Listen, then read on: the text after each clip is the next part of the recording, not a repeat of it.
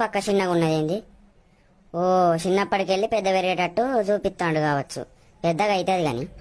Mummy నేను cricket చూస్తా, remote Hyderabad కావు. నేను క్రికెట్ చూస్తా, నాకు రిమోట్ కావాలి. అబ్బో నిన్న మొన్ననే దీపక్క సీరియల్ చాలా అయిందిరా అంటే మళ్ళీ రిమోట్ అడుగుతాండు. ఓ రిమోట్ కావాలన్నట, నేను ఇయ్యపో.